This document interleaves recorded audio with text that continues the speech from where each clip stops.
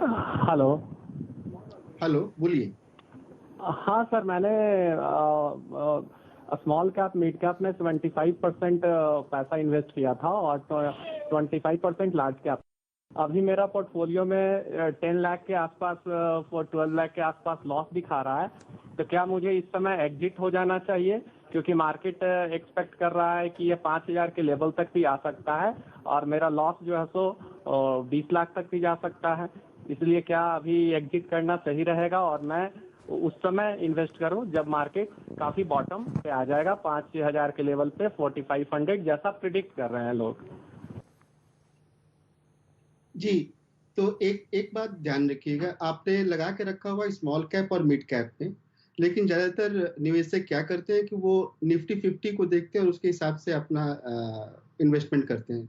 आपको ध्यान रखना चाहिए कि निफ्टी 50 में टॉप 50 कंपनीज ही रहते हैं, जबकि मिड कैप में 101 के बस से 250 वाले मार्केट कैप वाले, और स्मॉल कैप में 250 से लेकर के नीचे वाले जितने भी मार्केट कैप है वो स्टॉक्स रहते हैं। तो इसलिए आपको ये जानना बहुत जरूरी है कि जिस कैटेगरी में आपने लगाया है उस इंडेक्स को आप देख रहे हो या फिर ब्रॉडर मार्केट को देख करके उसके हिसाब से अपना आप अंदाज लगा रहे हो।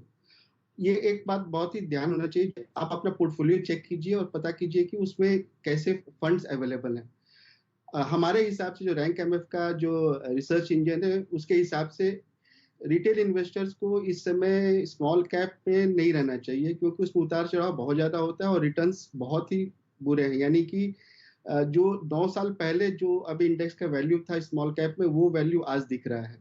सिमिलरली मिड कैप में भी 2-3 स्कीम्स छोड़ कर करके काफी अच्छे स्कीम्स नहीं रहे हैं। तो आपसे ये सुझाव रहेगा कि अगर आपके खासकर स्मॉल कैप से आप पूरा का पूरा निकल जाएं और किसी अच्छे मल्टी कैप या फिर लार्ज कैप में लगा दें। और मिड कैप को आप चेक करें कि आपका जो मिड कैप का फंड है वो उसका क्वालिटी कैसा है। उसमें 3-4 फंड ऐसे हैं जो जिसके क्वालिटी अच्छे हैं, और वो फंड्स आपके पास है तो उसको आप कंटिन्यू रख सकते हो, अदरवाइज उसको भी एग्जिट करके आप मल्टी कैप लार्ज कैप में आप आ सकते हो। कुमार साहब, एक बात मैं आपको बताना चाहूँगा, हालांकि बिल्कुल राय जो है आपने मांगी नहीं, लेकिन ये जो आप लेवल्स सुन रहे हैं 4,500 या 5,000 निफ्टी पर, अक्सर ये डराने वाले लेवल्स होते हैं और बुरा समय ज़रूर चल रहा है, लेकिन ऐसा नहीं है कि धरती ख़त्म हो रही है और निफ्टी बंद हो जाएगा। तो इस तरीके के आंकड़े शायद आपको ना आते हुए दिखें, तो आप घबराएं ना और जल्दी में किसी भी तरीके का कोई ऐसा कदम ना उठाएं जिससे आपके पोर्टफोलियो को नुकसान हो। चलिए, हमारे साथ जुड़ने के लिए आपका बहुत बहुत शुक्रिया। हमारे अगले कॉलर हैं मिलन चौधरी। आप कलकत्ता से जुड़ रहे हैं, रिटायर्ड इंडिविजुअल हैं और डिविडेंड पे आउट स्कीम में इन्होंने लगभग कुछ पैसा लगाया था, और अब वो प्रश्न आप खुद पूछिए मिलन चौधरी जी। हेलो। हेलो, बोलिए। हेलो, नमस्कार सर। मैं एक रिटायर्ड पर्सन हूँ।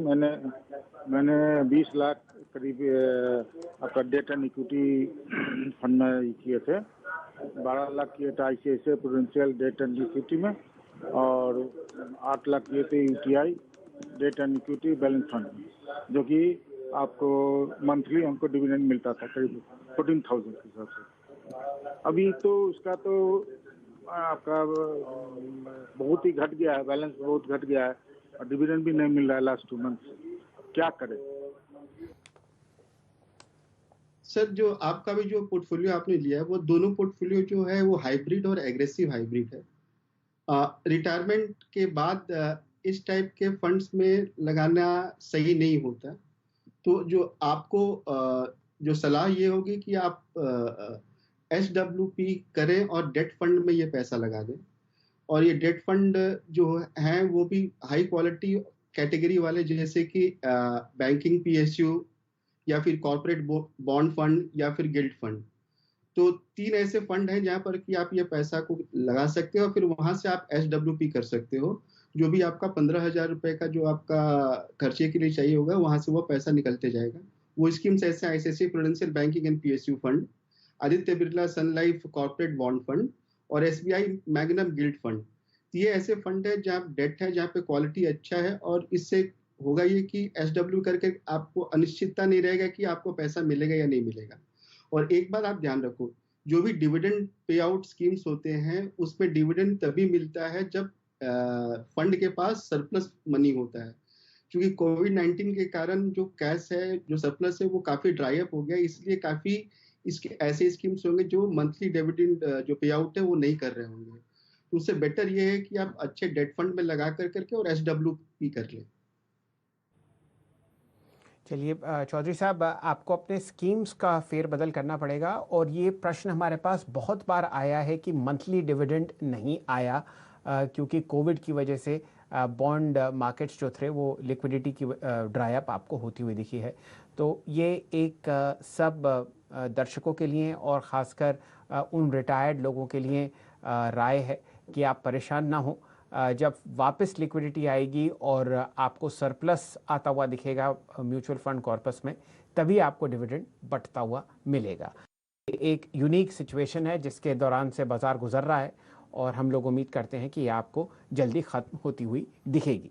चलिए, अब हमारे पास एक ईमेल आया हुआ है, ये दिल्ली से ही सौरभ जी ने लिखा है और प्रश्न काफ़ी बार हमारे पास आया है। ओमकेश्वर जी वो जानना चाह रहे हैं कि ये क्या सही समय है कि गोल्ड म्यूचुअल फंड में पैसा लगाया जाए लंबी अवधि के लिए, और अगर ये सही समय है तो कोई आप फंड का नाम या एएमसी का नाम सजेस्ट करें जहां पर ये निवेश किया जा सके। जी, गोल्ड फंड जो है, गोल्ड जो है करीब 53% लास्ट 1 ईयर में ऑलरेडी बढ़ चुका है और इस